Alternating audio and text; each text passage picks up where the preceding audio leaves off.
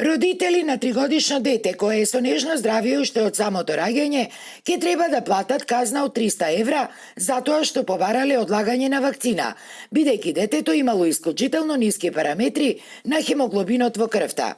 Детето е анемично, хемоглобинот му е само 66, а треба да биде од 115 до 175. Но докторката кај вакцините не убедуваше дека тоа не било ништо, за разлика од неколку други лекари кои ни го кажаа токму спротивното. Ни рече таткото на детето Владимир Швацов. Да е ниска граница, ќе биде 115-110 пример, не е проблем. Ова најниската граница е дупло послаб и матичната и рече не чини слаб имунитет, железо таму, анемично детево, вика, појдете да си знаке вакцините, да не одите, да знае дека е тоа, да одложа пример. Пошла женава со детево, нема гајле, и рекла, јас гарантирам. И токму овде настанал проблемот. Според Швацов, бидејќи мајката не се согласила детето тогаш да ја прими вакцината, била принудена да потпише како трајно да ја одбива, иако всушност барала само одлагање. Докторката ја условила со враќањето на здравствената книжка.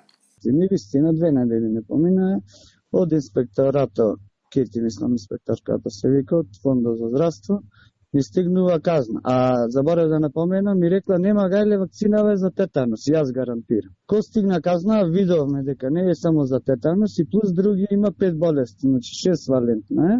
И со слаб имунитет, не знам, не е во ред, не ми е некако сватливо.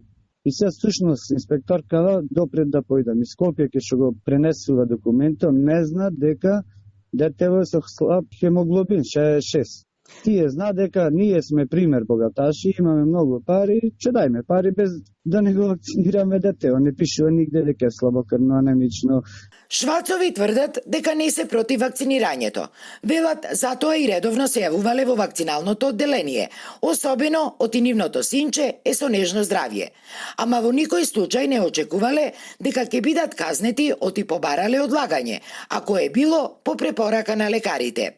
Од инспекторатот им кажале дека доколку детето го вакцинираа до 13 октомври, казната ќе им била поништена.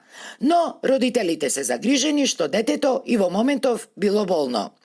Инаку внимателноста, но и загриженоста кај овие родители во однос на вакцинирањето на нивното дете се уште поголеми, бидејќи како што ни изјавија самите, тие пред неколку години изгубиле новороденче, по само 7 дена од раѓањето, непосредно по примањето на првата вакцина.